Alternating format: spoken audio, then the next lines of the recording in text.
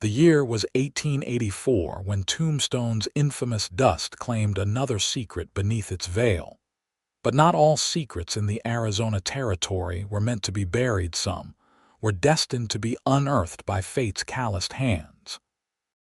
The sun hung low on the horizon, casting long shadows across the rugged landscape surrounding Tombstone, Arizona. The once booming silver mining town still clung to its notorious reputation 3 years after the gunfight at the OK Corral. Among the weathered buildings and saloons that lined Allen Street, a lone figure sat astride a chestnut mare, his weather-beaten hat pulled low over his eyes. Mason Grayson surveyed the town with a wary gaze. At 32, he had seen enough of the world to know that appearances could be deceiving. Tombstone might have calmed since its wildest days, but danger still lurked in the shadows. He had spent the last decade drifting from one cattle outfit to another, working as a hired hand, and occasionally as hired muscle when needed.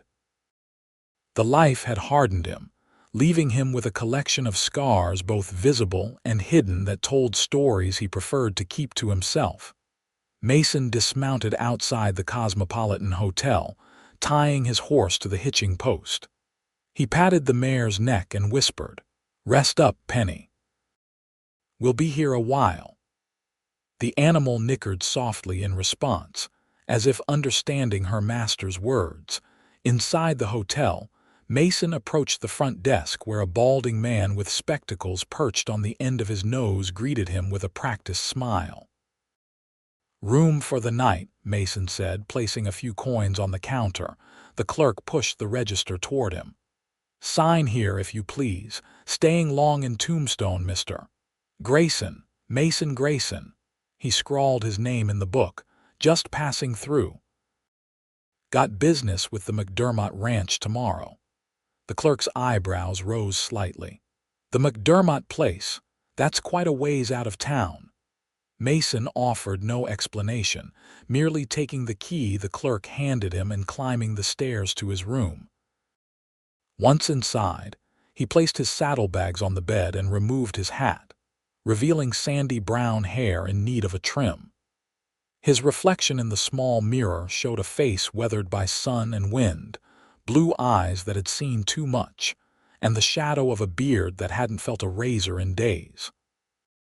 He had come to Tombstone for a specific purpose, to deliver a message to Thomas McDermott, the owner of the Circle M Ranch.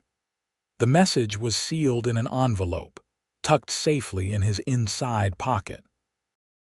Mason didn't know what it contained, only that a man in Tucson had paid him handsomely to ensure it reached McDermott's hands and no one else's. After washing the trail dust from his face and hands, Mason headed downstairs to the saloon adjacent to the hotel.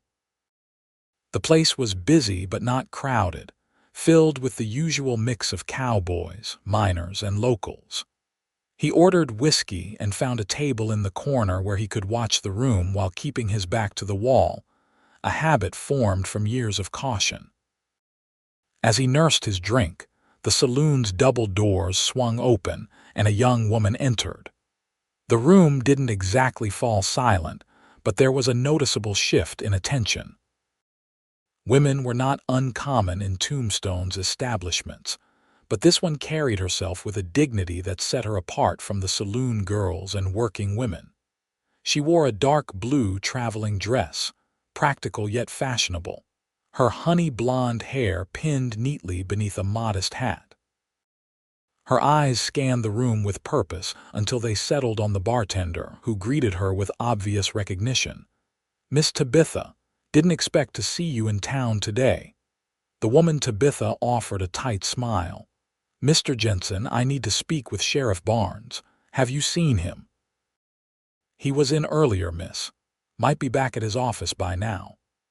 She nodded her thanks and turned to leave, her gaze briefly crossing Mason's. For a moment, their eyes met, and Mason felt a peculiar jolt of recognition, though he was certain he'd never seen her before.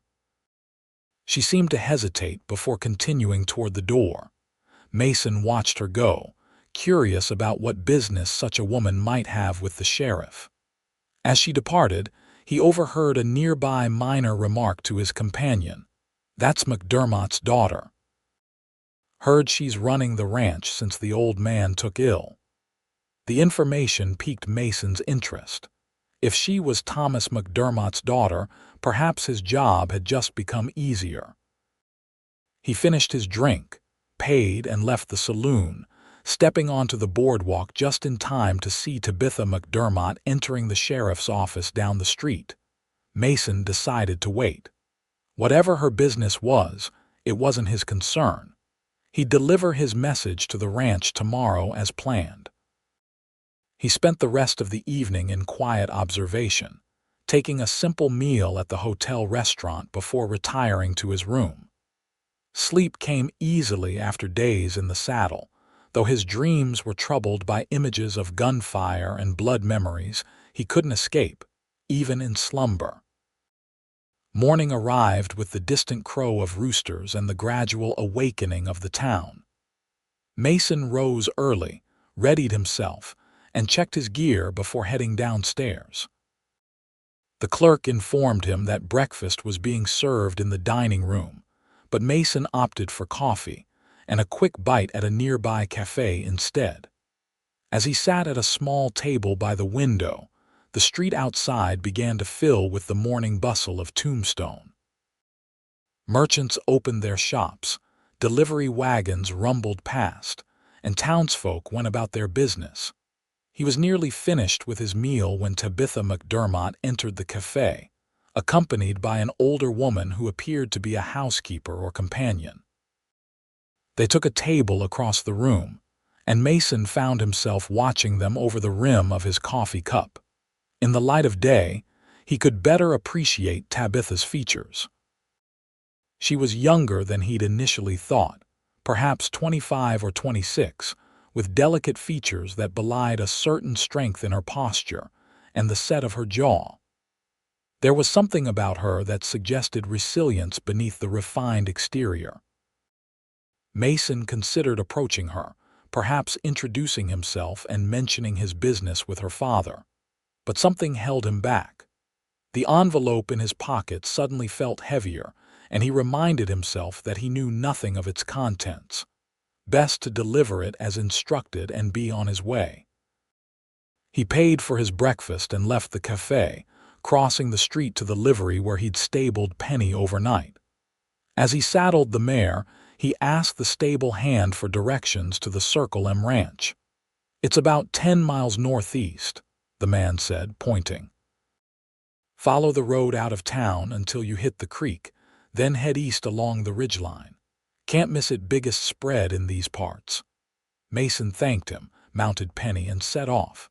The morning was cool, but the Arizona sun would soon turn the day hot and unforgiving. He rode at a steady pace, his mind occupied with thoughts of his current job and what might come after.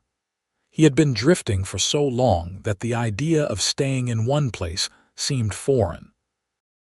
Yet lately, he'd found himself wondering what it might be like to have a place to call home, maybe even someone to share it with. Such thoughts were dangerous for a man like him, who had enemies scattered across the territories and a past that could catch up to him at any moment. The landscape gradually changed as he left Tombstone behind, transitioning from desert scrub to rolling grasslands dotted with mesquite and oak. After about an hour's ride, he came upon the creek the stable hand had mentioned, its waters gleaming in the sunlight. He followed it eastward, eventually spotting a curl of smoke in the distance, likely from the ranch house chimneys.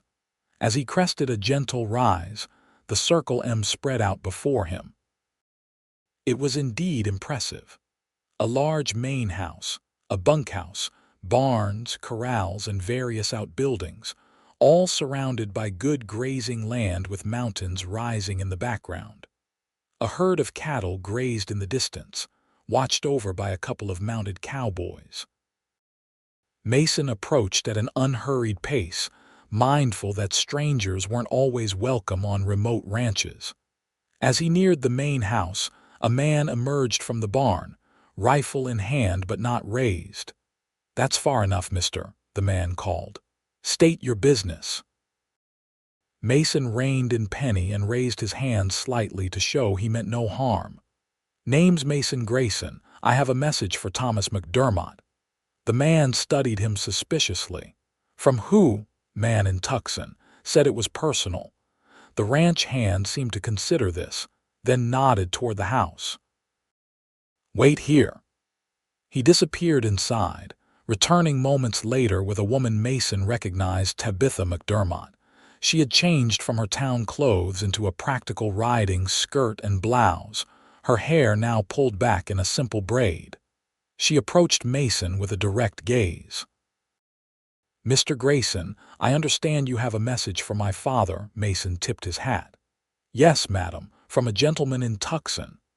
"My father is ill and not receiving visitors," she said, her tone firm but not unfriendly. "I manage his affairs now. Whatever message you have can be given to me." Mason hesitated. His instructions had been specific: deliver the message to Thomas McDermott personally. "With respect, Miss McDermott, I was paid to put this in your father's hands directly." A flash of irritation crossed her face.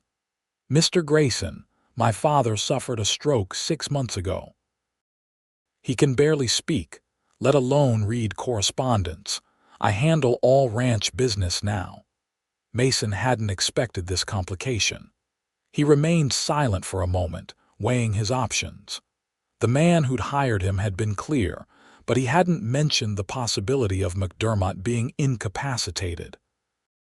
"Perhaps," Tabitha continued, "you could tell me who sent you, and I can determine whether it's appropriate to trouble my father." "Man named James Harrington," Mason replied, watching her face carefully. The effect was immediate. Tabitha paled slightly, her composure momentarily slipping before she regained it. "I see," she said quietly. "In that case, you'd better come inside." She turned to the ranch hand. "It's all right, Frank. Mr. Grayson is expected after all." The man nodded, though he still eyed Mason warily as he dismounted and followed Tabitha to the house. The interior of the McDermott home was comfortable and well-maintained, with solid furniture and tasteful decorations that spoke of prosperity without ostentation. Tabitha led Mason to a small study and closed the door behind them. "Now," she said, turning to face him, "what exactly did James Harrington give you for my father?" Mason reached into his pocket and withdrew the sealed envelope. "Just this. I don't know what's in it." Tabitha took the envelope, examining the seal before looking back at Mason. "Did Harrington tell you anything else? Anything about why he was contacting my father after all this time?" "No, madam. Just paid me to deliver it and said it was important." She seemed to be weighing something in her mind, her fingers tapping lightly against the envelope. "Mr. Grayson, I don't know what your arrangement with Harrington was, but I believe your business here is concluded." Mason nodded. "Yes, madam. I'll be on my way." "Wait," she said as he turned to leave. "It's nearly noon. The least we can offer is a meal before you ride back to town." The offer surprised him, but Mason accepted with a nod. "That's kind of you, Miss McDermott." She led him to the dining room where the table was already set for lunch. An older woman, the same companion he'd seen in town, was laying out bread and a tureen of what smelled like beef stew. "Martha, this is Mr. Grayson. He'll be joining us for lunch," Tabitha said. The woman nodded politely. "I'll set another place." Tabitha gestured for Mason to sit. "My father won't be joining us. He takes his meals in his room these days." Mason removed his hat and sat where indicated. "I'm sorry to hear about your father's condition, Miss McDermott." "Thank you." She took her seat across from him as Martha returned with an extra place setting. "It hasn't been easy, but we manage. The ranch hands respect me well enough, though I know some of them think a woman has no business running cattle." "In my experience," Mason said, It's not what a person is that matters, but what they can do. Tabitha studied him with renewed interest. That's a progressive view, Mr. Grayson. He shrugged. I've known good men and bad men, good women and bad women. Judging folks by anything else seems a waste of time. Their conversation continued through the meal, which was hearty and satisfying. Mason learned that Tabitha had been educated in St. Louis before returning to help her father run the ranch. She'd been home for 3 years when Thomas McDermott suffered his stroke, leaving her to take charge of the Circle MTK's operations. It must be difficult, Mason commented. Running a place this size. It has its challenges, she admitted, not least of which are the neighboring ranchers who see us as vulnerable now that father is incapacitated. There's been pressure to sell. Mason nodded, understanding the situation. A ranch without a strong hand at the helm was often seen as ripe for takeover in the territories. And this Harrington, he's one of those interested in buying. Tabitha's expression darkened. James Harrington and my father have history. I haven't seen or heard from him in years, not since. She stopped herself, clearly unwilling to continue. Mason didn't press. Whatever was between McDermott and Harrington wasn't his concern, though he couldn't help but be curious. After lunch, Tabitha walked Mason to where Penny waited at the hitching post. Thank you for delivering the message, Mr. Grayson. Your obligation to Harrington is fulfilled. Mason mounted his horse. If you don't mind my asking, Miss McDermott, what will you do now? She looked up at him, shielding her eyes from the sun. What I must to protect my father and our home. There was determination in her voice that Mason couldn't help but admire. Well, if you need any help, I'll be in Tombstone for another day or two before moving on. Tabitha seemed surprised by the offer. That's kind of you, Mr. Grayson, though I'm not sure what help a stranger might provide. Mason tipped his hat. Sometimes a stranger's the best help there is, Miss McDermott. Less complicated. With that, he turned Penny and rode away from the Circle M, feeling Tabitha's gaze following him until he disappeared over the ridge. He hadn't intended to get involved in whatever situation was brewing between the McDermotts and James Harrington, but something about Tabitha McDermott had caught his interest in a way few things did these days. As he rode back toward Tombstone, Mason couldn't shake the feeling that their paths would cross again, and soon. The town was bustling when Mason returned in the late afternoon. He stabled Penny, checked in at the hotel, and then headed to the saloon for a drink. The place was more crowded than the previous night, filled with miners fresh off shift and cowboys enjoying their time away from the range. Mason claimed a corner table and ordered whiskey content to observe the room while his thoughts drifted back to the Circle M and its determined mistress. There was something about Tabitha McDermott that intrigued him, a complexity beneath her composed exterior that hinted at a woman who had faced more than her share of challenges. He was on his second drink when the saloon doors swung open and a group of men entered. They were clearly not miners or ordinary cowboys. Their clothes were too fine, their manner too confident. The leader, a tall man with a carefully trimmed mustache and expensive boots, surveyed the room with the air of someone accustomed to commanding attention. The bartender greeted him with deference. "Evening, Mr. Harrington." Mason's interest sharpened immediately. James Harrington, the man who had hired him in Tucson.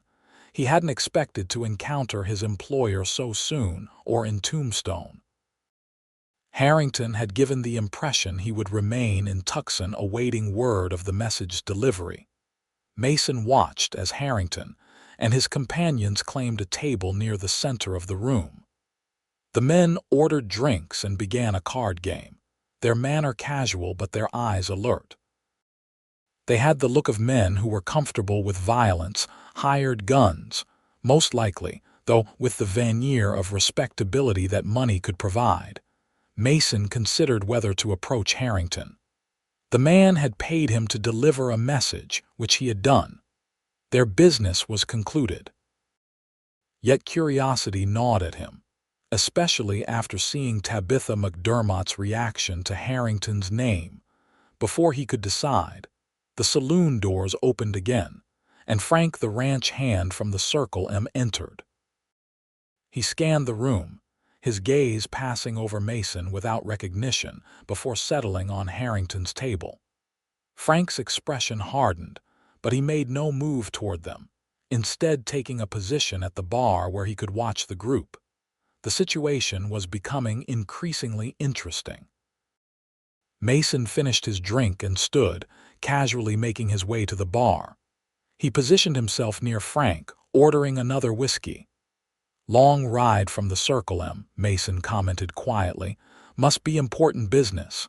Frank glanced at him, recognition dawning. "Mr. Grayson, didn't see you there." "Seems like I'm not the only one watching Mr. Harrington and his friends." Frank's jaw tightened. "Miss Tabitha asked me to keep an eye on them, see what they're up to." "Mind if I ask why?" The ranch hand hesitated, clearly weighing how much to share. "That man's trouble has been ever since he showed up in these parts last year, buying up land and water rights.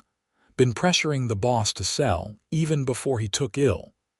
And now he's pressing harder, thinks Miss Tabitha can't hold onto the place." Frank took a swig of his beer. "She's tougher than he reckons, though." Mason nodded thoughtfully.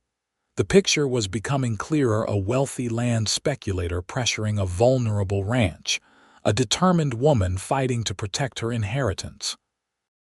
It was a common enough story in the territories, though something about this particular situation felt more personal. "That letter I brought," Mason said.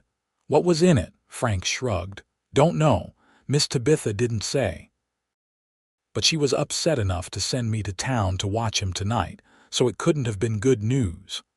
They fell silent as one of Harrington's men approached the bar for another round of drinks.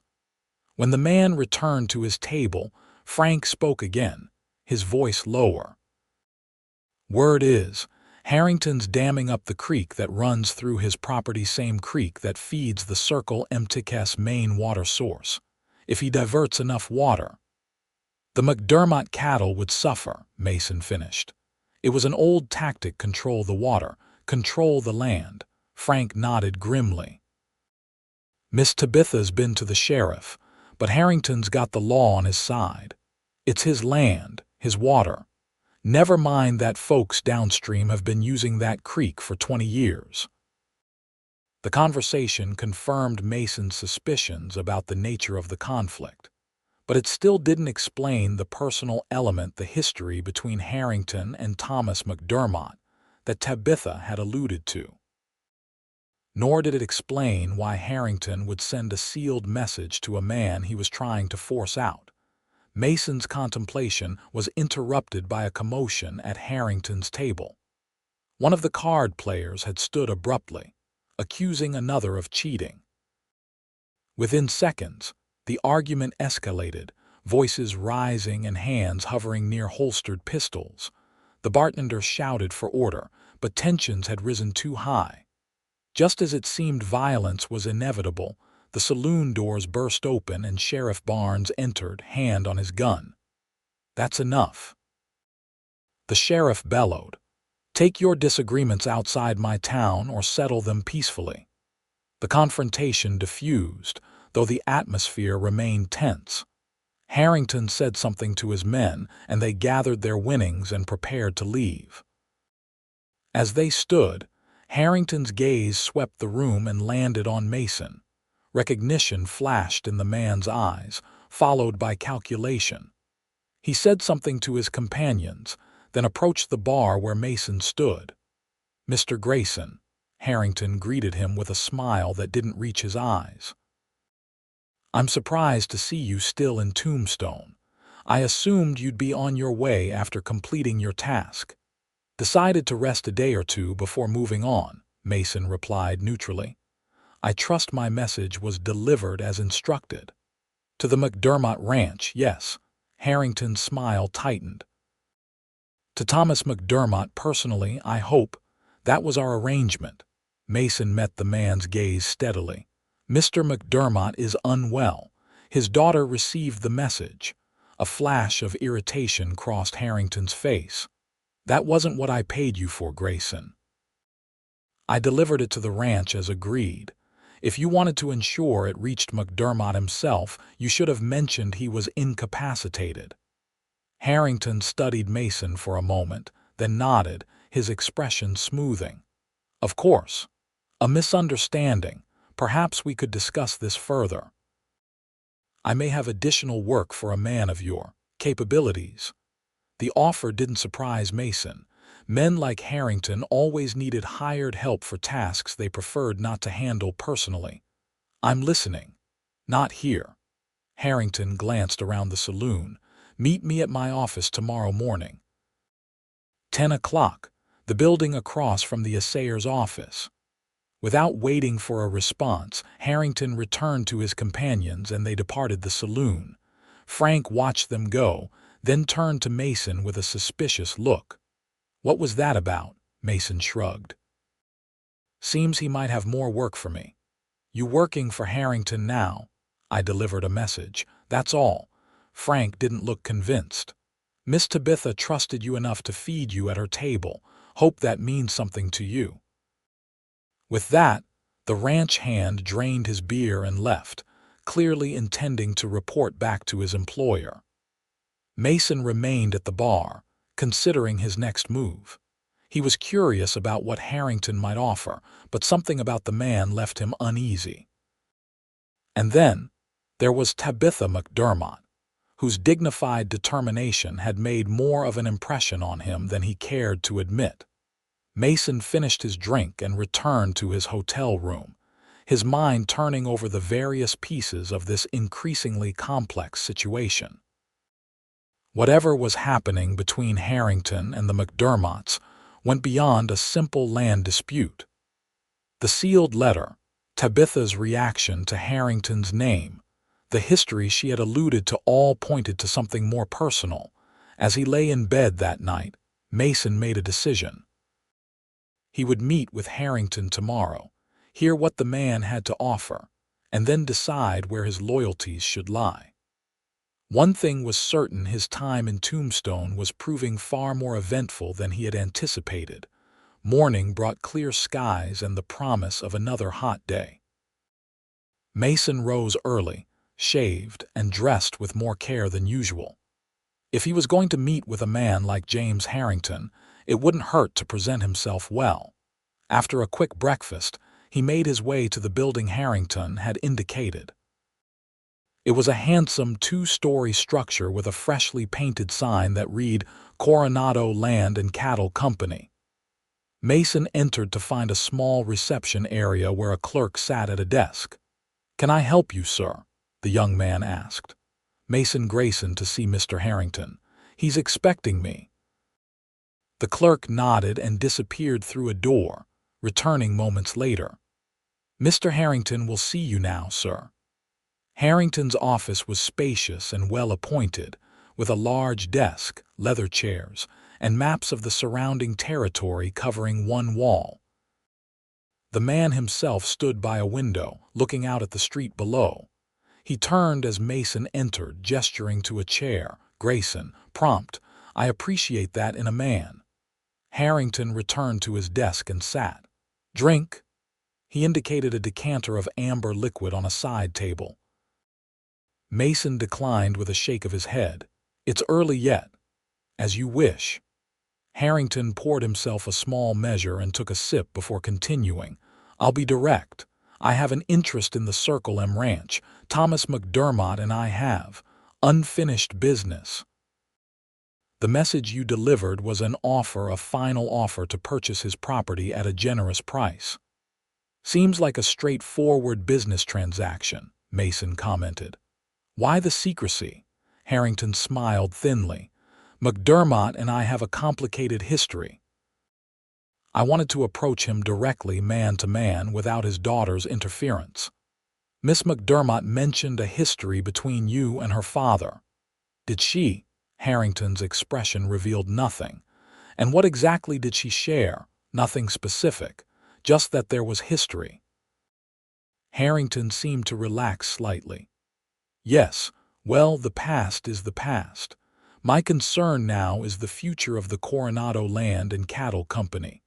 The Circle M controls water access that is vital to my expansion plans. I've made a fair offer, but I suspect Tabitha McDermott will reject it, as she has my previous offers. And that's where I come in, Mason asked, already suspecting the answer. Precisely. Harrington leaned forward. I need someone to convince Miss McDermott that accepting my offer is in her best interest. Someone who can be persuasive without being overtly threatening. Mason kept his expression neutral. And if persuasion fails, then more direct measures might be necessary. Harrington's tone was casual, as if discussing the weather rather than potential violence. The Circle M is struggling. With her father incapacitated and the summer drought approaching, Tabitha McDermott won't be able to maintain the ranch much longer. I'm offering her a dignified exit before things become unpleasant. What exactly would you want me to do? Harrington studied him for a moment. For now, simply return to the Circle M. Tell Miss McDermott you've reconsidered your plans to leave Tombstone and are looking for work. She's short-handed. Frank mentioned as much to one of my men last night. She'll likely hire you, especially given your fortuitous rescue of her from that rattlesnake. Mason frowned. What rattlesnake? A slow smile spread across Harrington's face. The one that will be coiled beside her bed tonight when you happen to be passing by her window and notice it. The one you'll heroically dispose of, earning her gratitude and trust. The plan was clever in its simplicity. Create a danger, provide a solution, establish trust. It was a tactic Mason had seen before, though usually employed by con men rather than wealthy businessmen. And after I've gained her trust, Mason asked, wanting to hear the full extent of Harrington's scheme. You'll learn the ranch's weaknesses, report back to me, and when the time is right, help convince her that selling to me is her only viable option. Harrington opened a drawer and withdrew an envelope.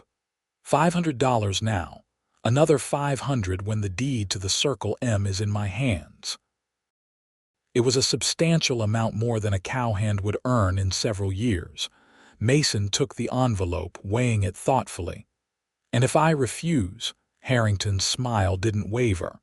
Then you'll have wasted my time and I'll find someone else, someone perhaps less principled. The implied threat was clear. If Mason didn't take the job, Harrington would hire someone who might employ more brutal methods against Tabitha McDermott. I'll need a day to consider, Mason said, pocketing the envelope. 24 hours, Harrington agreed. But not a word of this to anyone, Grayson.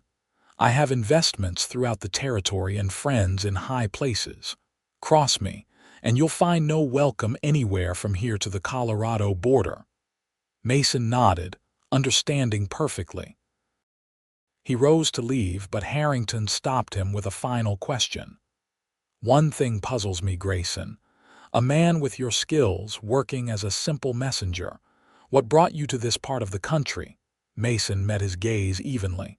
Just drifting, like a lot of men out here. Drifting from what, I wonder? Harrington's tone suggested he knew more about Mason than he was letting on. No matter. 24 hours. I'll expect your answer. Mason left the office with a sense of unease.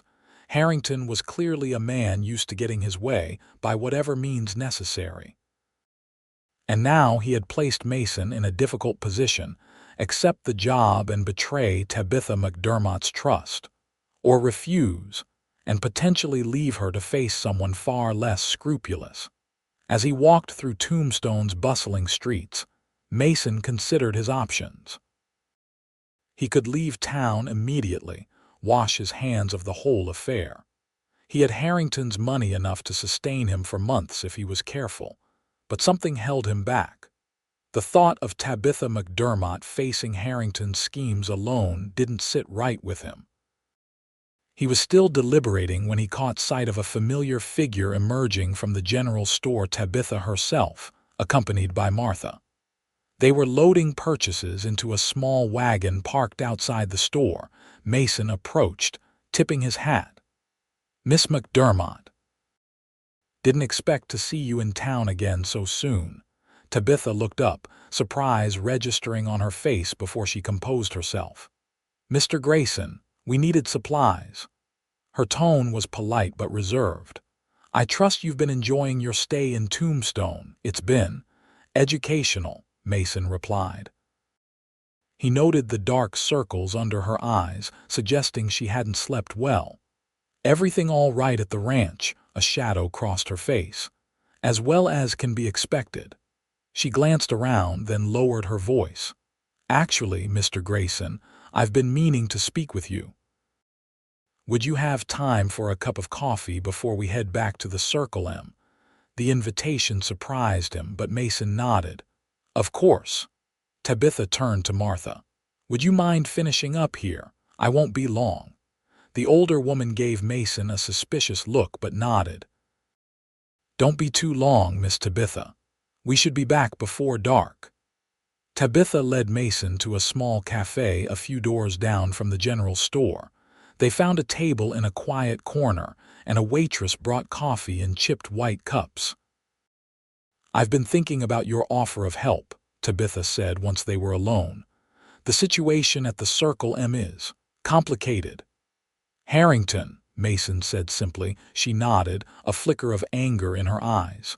"He's determined to have our land one way or another. The message you delivered was an ultimatum: sell now at his price, or he'll ensure we have no choice but to sell for less later." "How would he do that?" "He's damming the creek that feeds our water supply. Without it, we won't survive the summer." Tabitha's hands tightened around her coffee cup. "He knows it, and he's counting on it. Have you tried the law? Sheriff Barnes says there's nothing he can do. Harrington owns the land where the creek begins. He can do what he wants with the water on his property." She sighed. "Father would know how to handle this. He always did." Mason watched her, impressed by her determination despite the clear exhaustion. "What can I do to help?" Tabitha met his gaze directly. "I need someone I can trust, someone Harrington doesn't control. Frank tells me you spoke with him last night, that Harrington approached you." Mason hesitated, then decided on honesty. "He offered me a job." "Doing what?" "Gaining your trust, finding your weaknesses, helping persuade you to sell." Mason didn't mention the Rattlesnake scheme. That part seemed too elaborate to be credible. Tabitha didn't seem surprised. "And did you accept?" "I told him I'd consider it." Mason withdrew the envelope from his pocket and placed it on the table. $500. Half now, half when the deed to the Circle M is in his hands. She stared at the envelope, then back at Mason. "Why are you telling me this?" "Because I don't much care for men like Harrington, and because I think you deserve a fair chance to keep what's yours." Tabitha studied him, as if trying to determine his sincerity. "What do you want in return, Mr. Grayson?" "A job. Legitimate work at the Circle M while I figure out how to help you with your water problem. And Harrington, let him think I've taken his offer. It'll give us time." Tabitha considered this, clearly weighing the risks. "How do I know I can trust you? We barely know each other." Mason smiled slightly. "You don't, but I'm guessing your options are limited, and I'm offering to help." After a long moment, Tabitha nodded. "All right, Mr. Grayson, you have a job.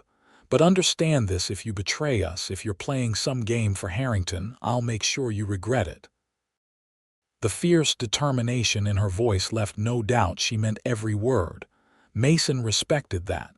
"Fair enough. When do we start?" "Now. Finish your coffee and meet us at the wagon. We'll head back to the Circle M together." As Tabitha stood to leave, Mason stopped her with a question. "There's one thing I don't understand. What's the history between your father and Harrington? This feels more personal than just a land dispute." A pained expression crossed her face. "That's not my story to tell, Mr. Grayson. Perhaps someday, but not today."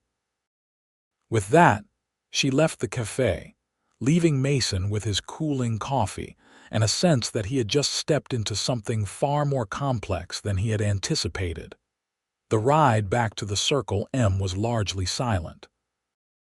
Mason drove the wagon while Tabitha rode alongside on her mare, occasionally pointing out features of the landscape or sharing brief information about the ranch. Martha sat beside Mason, her expression making it clear she wasn't entirely comfortable with his presence. As they approached the ranch, the sun was beginning to set, casting long shadows across the land. The main house came into view, smoke curling from the chimney, a lamplight already visible in one of the windows. "That's Father's room," Tabitha explained, noticing Mason's gaze. "Martha keeps a lamp burning for him from dusk till dawn. He doesn't like the dark since his stroke." They reached the house, and Frank emerged from the bunkhouse to help unload the supplies. His eyes narrowed when he saw Mason, but he said nothing. "Frank," Tabitha called, "Mr. Grayson will be staying with us for a while. He's agreed to help with the ranch work. Please show him where he can put his things." The ranch hand looked surprised but nodded. "Yes, madam. The bunkhouse has an empty cot."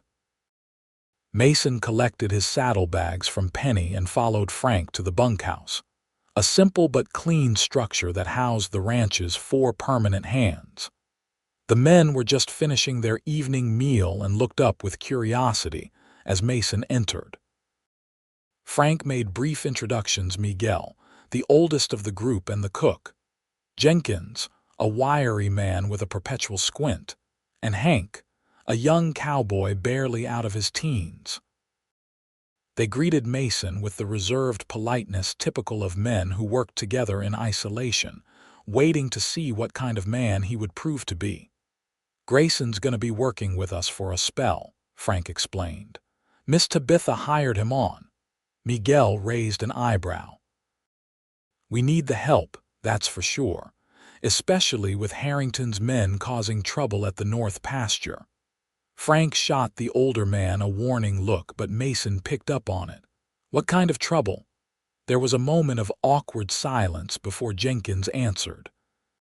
"Found some of our cattle dead last week.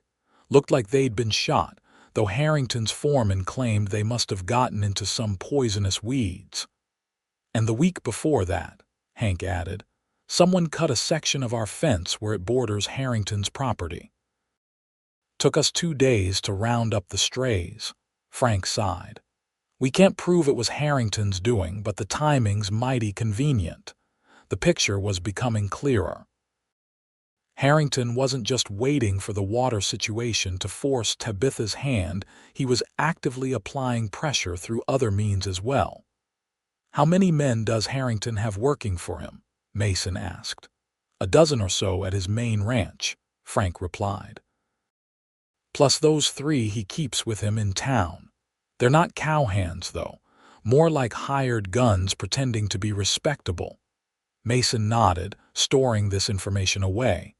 He would need to know what they were up against if he was going to help Tabitha. After settling his few possessions on the empty cot, Mason stepped outside for some air. The night was clear, stars beginning to appear in the darkening sky. From the bunkhouse, he could see the main house, where Tabitha and Martha were preparing the evening meal. Through one window, he caught a glimpse of an older man in a chair, Thomas McDermott, he presumed, being tended to by Martha. Mason was about to return to the bunkhouse when he noticed movement in the shadows near the house. A figure darted between the outbuildings, keeping low and out of sight. Years of honed instinct had Mason reaching for his pistol as he moved quietly in pursuit. The intruder was heading for the back of the main house. Mason increased his pace, careful to remain silent.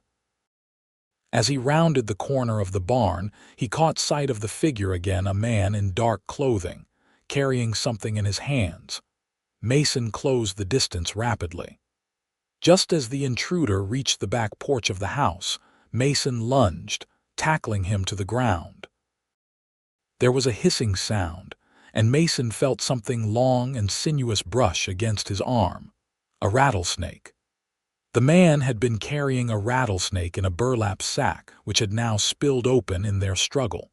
The serpent slithered away, its rattle buzzing a warning.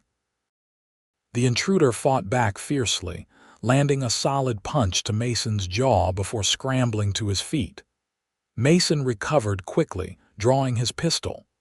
"Hold it right there," he commanded, aiming at the man's chest. The intruder froze, his features becoming visible in the dim light from the house windows. It was one of Harrington's men, the one who had fetched drinks at the saloon the previous night. The back door of the house flew open, and Tabitha appeared, a shotgun in her hands. "What's going on out here?" "Found an unwelcome visitor," Mason replied, keeping his pistol trained on the man, "with a rattlesnake headed for your house." Tabitha's eyes widened, then narrowed dangerously. "One of Harrington's men." She raised the shotgun. "Give me one good reason why I shouldn't shoot you where you stand." The man sneered. "You ain't got the stomach for it, lady." "Try me," Tabitha replied, her voice cold. "My father taught me to shoot before I could ride. I won't miss at this distance." The standoff was interrupted by the arrival of Frank and the other ranch hands, alerted by the commotion. "Get some rope," Mason instructed, not taking his eyes off the intruder. "We're going to have a talk with our friend here." Hank hurried to comply, returning moments later with a length of rope. Under Mason's watchful eye, Frank bound the intruder's hands. "Take him to the barn," Tabitha ordered. "And somebody find that snake before it finds one of us."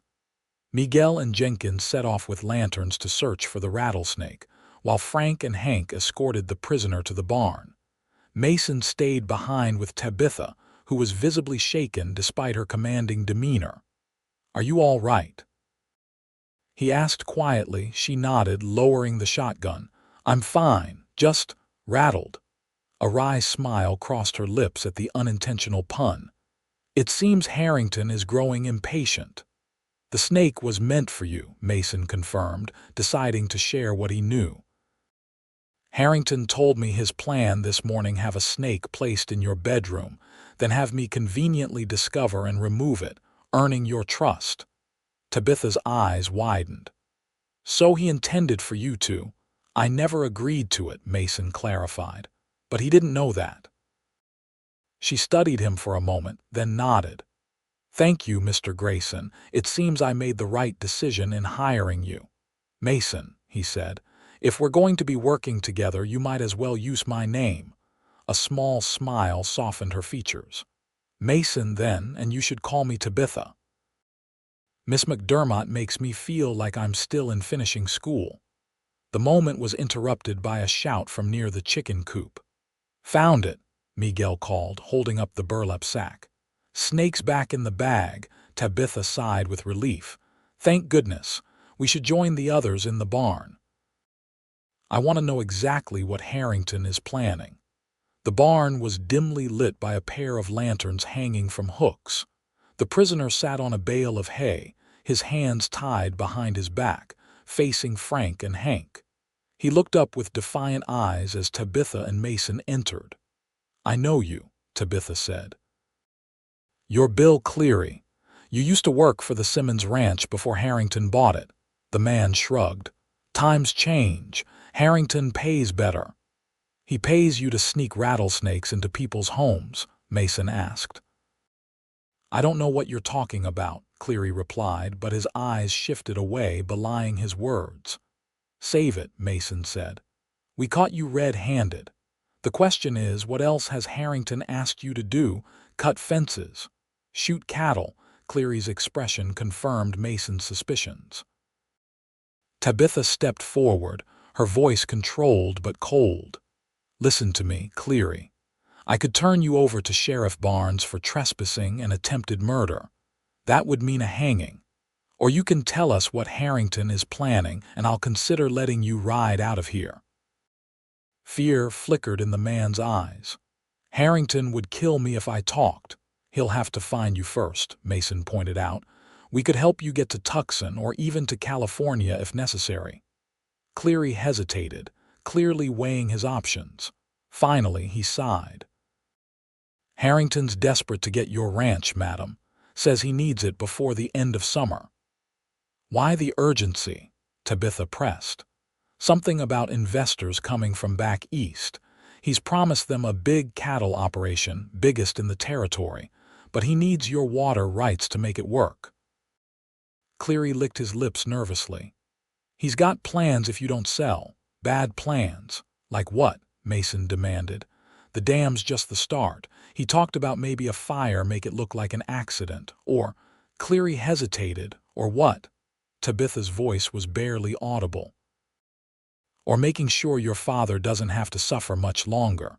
His words, not mine." The color drained from Tabitha's face. "He would murder a helpless old man." "Harrington doesn't see it as murder," Cleary said. "More like helping nature along, especially since McDermott is already sick." Mason watched Tabitha carefully, concerned by her pallor. "What do you want to do with him?" he asked, nodding toward Cleary. She straightened her shoulders, composure returning. "Take him to the line shack at the north end of our property. Keep him there until we decide what to do. Frank, you and Hank handle that, and make sure he understands that trying to escape would be unwise." Frank nodded grimly. "Yes, madam." As they led Cleary away, Tabitha turned to Mason. "I need to check on my father. Will you walk with me to the house?" They crossed the yard in silence, the night air cool against their skin. When they reached the porch, Tabitha paused, her hand on the door. "I knew Harrington was ruthless," she said quietly. "But this, threatening my father's life, it's beyond what I imagined." Mason nodded. "Men like him don't see others as people, just obstacles or tools. How do we stop him?" The question was asked softly, but Mason heard the determination beneath the weariness. "We need evidence of what he's doing, something concrete we can take to the sheriff or a judge. His word against yours won't be enough, especially if he has influence with local officials." Tabitha's eyes met his in the dim light. "The dam. If we could prove he's deliberately cutting off water to downstream ranches, that might be enough. Water rights are taken seriously out here." "I'll ride out tomorrow, take a look at what he's built," Mason offered. "Maybe find a way to document it. I'll go with you." Mason started to object but reconsidered. Tabitha knew the land better than he did, and she had a right to see firsthand what Harrington was doing. "All right. We'll leave at first light." She nodded, then hesitated. "Thank you, Mason. Not many men would stand against someone like Harrington, especially for a woman they barely know." "I've met men like him before," Mason replied simply. "Never could stomach their kind." A small smile touched Tabitha's lips. "Well, I'm grateful nonetheless." She opened the door, then added, "Be careful. Harrington may have more men watching the ranch." "I always am," Mason assured her, though the concern in her voice warmed something inside him that had been cold for too long. He returned to the bunkhouse, where Miguel was waiting with a plate of food. The other men were still at the line shack with Cleary, so Mason ate alone, mulling over the events of the day and the complications that lay ahead. Harrington wouldn't take Cleary's capture lightly once he discovered it. And he would discover it men like him always had ways of knowing when their plans went awry. Mason would need to be vigilant in the days to come, especially with Tabitha's safety now his primary concern. As he prepared for sleep, Mason realized how quickly his priorities had shifted. He had come to Tombstone for a simple delivery job, intending to move on as he always did. Now he found himself deeply involved in a dangerous situation, all because of a woman whose courage and determination had caught his attention in a way no one had in years.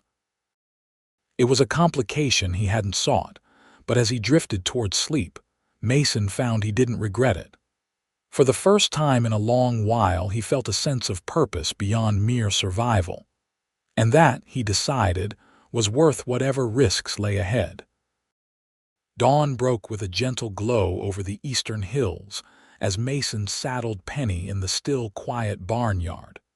He had risen before the others, wanting to check the perimeter of the ranch before setting out with Tabitha. If Harrington had men watching the Circle M, Mason wanted to know about it. He had just finished tightening the cinch when the barn door opened, and Tabitha entered. She was dressed practically in a split riding skirt, cotton blouse, and sturdy boots, her hair braided and tucked beneath a wide-brimmed hat. A rifle was slung across her back, and determination was evident in every line of her posture. "You're up early," Mason commented, admiring her readiness despite the events of the previous night. "I could say the same of you." She moved to a stall where her mare waited and began saddling the animal with practiced ease. "I wanted to check on Father and make sure Martha knows what to do while we're gone." "How is he this morning?" Tabitha's hands paused briefly in their work. "The same. He recognized me, I think, but he couldn't speak. The doctor says he might improve with time, but—" She trailed off, then resumed saddling her horse with renewed focus. Mason understood her reluctance to discuss her father's condition. Some burdens were easier to bear when not spoken of too often. "Frank and Hank get back all right," she nodded. "Late last night. Cleary's secure at the line shack with Miguel keeping watch. Jenkins is patrolling the north pasture today." "You run a tight operation," Mason observed, impressed by her management of the ranch despite the challenges. "I had a good teacher." She patted her mare's neck affectionately. "Father always said a ranch is only as good as the people who work it. We've been fortunate with our hands. They're loyal." Once their horses were ready, they set out, riding northeast toward the border between the Circle M and Harrington's property. The morning was clear and cool, the landscape painted in the soft hues of early light. They rode mostly in silence, each lost in their own thoughts, until Tabitha pointed to a ridge in the distance. "The creek runs through that canyon," she explained. "Harrington's dam is just on the other side, where the water enters his property from public land." As they approached, Mason noticed signs of recent activity: fresh tracks from horses and wagons, disturbed earth and cut brush. He signaled for Tabitha to slow down. "Let's approach carefully," he suggested. "Harrington might have men guarding the dam." They dismounted in a grove of cottonwoods and secured their horses, then proceeded on foot, using the terrain for cover. As they crested a small rise, the dam came into view below them, a substantial structure of earth, rock, and timber that spanned the narrow canyon, creating a growing pond behind it. A small cabin stood nearby, smoke rising from its chimney. "That's new," Tabitha whispered, indicating the cabin. "Looks like Harrington has posted a guard." Mason studied the scene through his field glasses. "2 men," he reported. "One by the cabin, one on the dam itself, armed." Tabitha's expression hardened. "He's really doing it, cutting off our water completely." She pointed to where the creek should have continued beyond the dam. Only a trickle remained, barely enough to wet the stream bed. "We need to document this," Mason said. "Is there a surveyor in Tombstone? Someone official who could verify what Harrington is doing?" "Yes, but he works for the mining companies mostly. I'm not sure he'd go against Harrington." Mason considered their options. "What about a photographer? A picture of the dam would be hard to dispute." Tabitha brightened. "There's a photographer in town, Mr. Sullivan. He does portraits mostly, but he has one of those new portable cameras. Do you think he'd come out here? For the right price?" "We should." Mason's words were cut short by the sound of approaching horses. He pulled Tabitha down beside him as 4 riders came into view, heading toward the dam. Even at a distance, Mason recognized James Harrington leading the group. "We need to get closer," Tabitha whispered. "I want to hear what they're saying." Mason wanted to object, it was too risky, but the determined set of her jaw told him she wouldn't be dissuaded.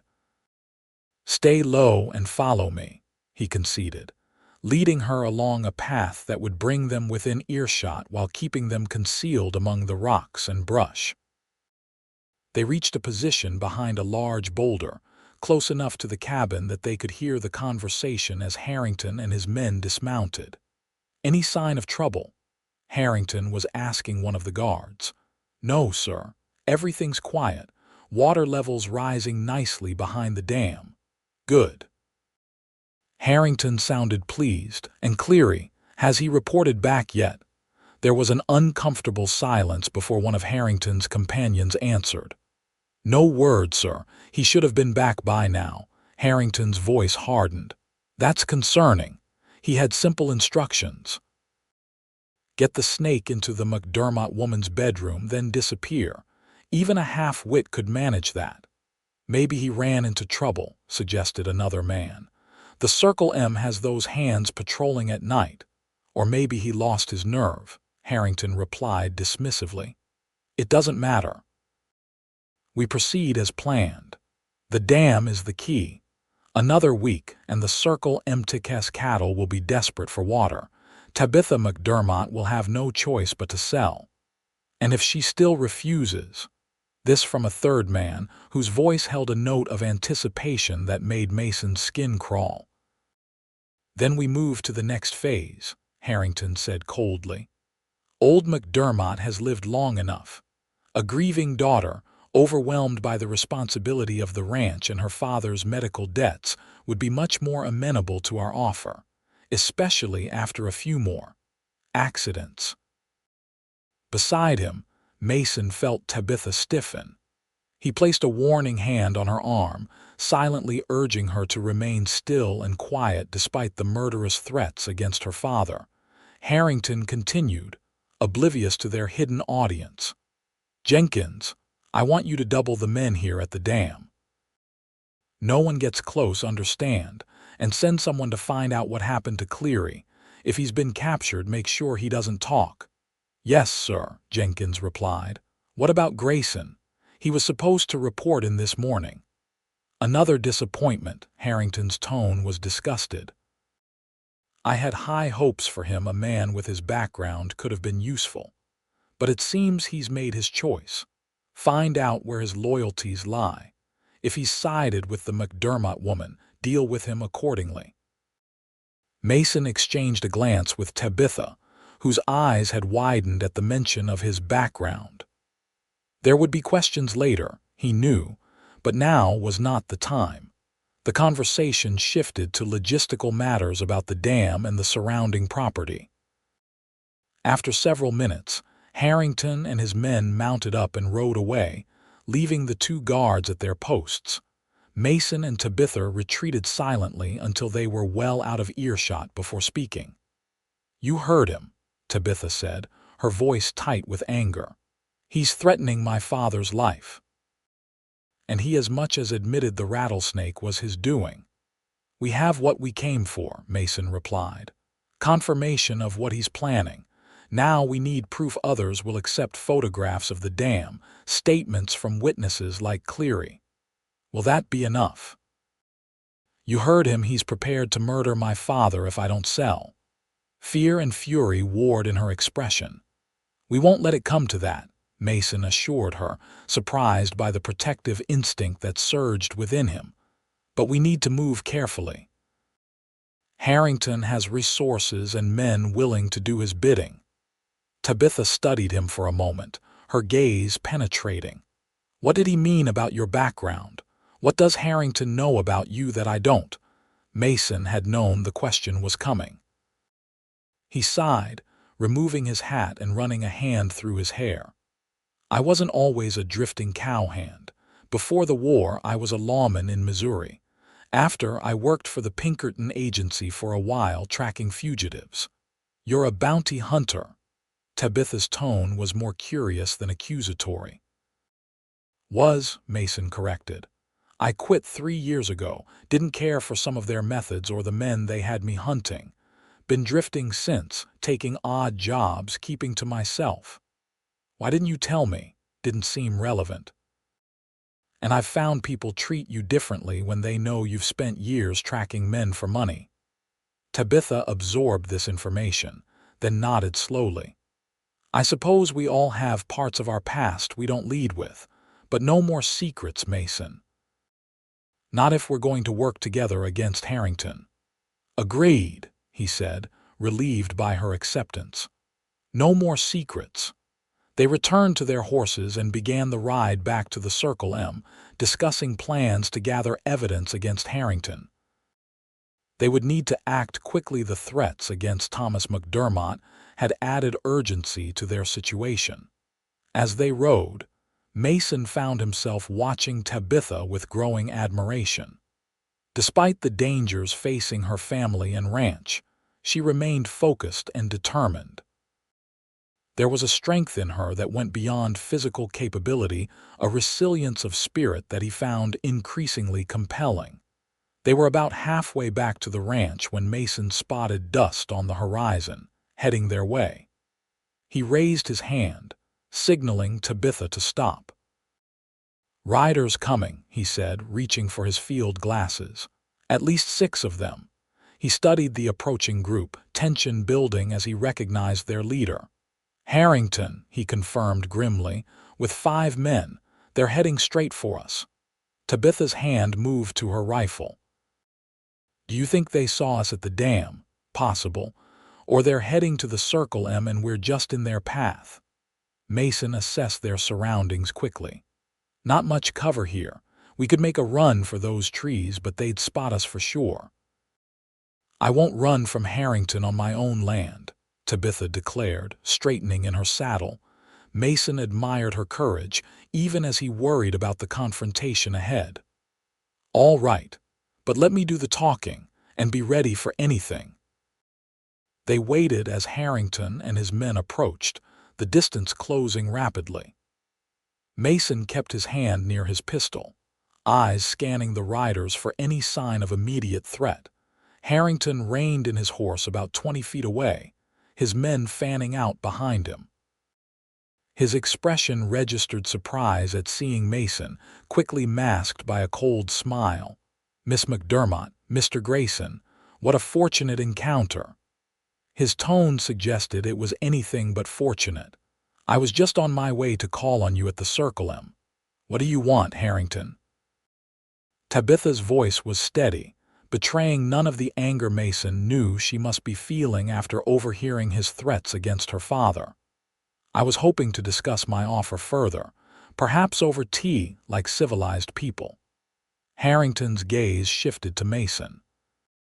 I must say, I'm surprised to find you in Miss McDermott's company, Grayson. I thought we had an understanding. The understanding changed when I found one of your men trying to plant a rattlesnake in Miss McDermott's bedroom, Mason replied evenly. Harrington's expression didn't change, but his eyes hardened. A serious accusation. I hope you have proof of such an outlandish claim. We have Cleary, Tabitha interjected. He's been quite forthcoming about your instructions. For the first time, Harrington's composure slipped, a flash of anger crossing his features before he regained control. Bill Cleary is a known liar and troublemaker. Whatever tales he's spinning hold no weight. They will to Sheriff Barnes, Mason countered. Especially when combined with evidence of your dam illegally cutting off water to downstream ranches. Harrington's smile turned dangerous. You seem very concerned with Miss McDermott's affairs, Grayson. One might wonder why. Mr. Grayson works for me now, Tabitha stated firmly. And we've seen your dam, Harrington. We know what you're doing. My dam is on my property, using my water, perfectly legal. Harrington leaned forward in his saddle. But let's not quarrel in the hot sun. Why not return to the Circle M with me? We can discuss this matter reasonably." Mason recognized the implicit threat in the suggestion. Harrington, with 5 armed men entering the ranch, where only Frank and Jenkins were currently present to protect Tabitha's father. "Another time," Mason replied before Tabitha could speak. "We have pressing business in town." Harrington's eyes narrowed. "Running to the sheriff with your wild accusations. I wouldn't advise it. Sheriff Barnes understands the importance of progress and development in the territory. Men like me bring investment jobs. What do you bring, Grayson, besides your gun and your questionable past?" The reference to his history was a clear attempt to sow doubt between Mason and Tabitha. He ignored it, keeping his expression neutral. "If your activities are as legal as you claim, you have nothing to fear from the law." A tense silence followed, broken only by the shifting of horses and the distant cry of a hawk. Finally, Harrington straightened, his manner becoming almost jovial, though his eyes remained cold. "Indeed. Well, I won't keep you from your errands, but Miss McDermott, do consider my offer carefully. Time is running short for the Circle M, and I won't be able to maintain my generous terms indefinitely." He tipped his hat. "Good day to you both." With that, Harrington wheeled his horse around and continued toward the ranch, his men following closely behind. Once they were out of earshot, Tabitha turned to Mason, her expression troubled. "They're heading for the ranch." "Yes," Mason agreed grimly. "And we need to get there before they cause trouble. But first," he reached for his saddlebags and withdrew a small notebook and pencil. "We need to write down exactly what we heard at the dam while it's fresh in our minds. Details matter if we're going to convince the sheriff or a judge." They spent a few minutes documenting their observations and the conversation they'd overheard. When they finished, Mason secured the notebook in his pocket. "Now we ride," he said, "and hope we can catch up to them before they reach the Circle M." They spurred their horses into a gallop, taking a more direct route across country rather than following the main trail.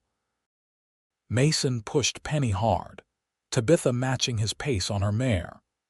The urgency of their situation drove them forward, dust rising behind them as they raced toward the ranch and whatever confrontation awaited.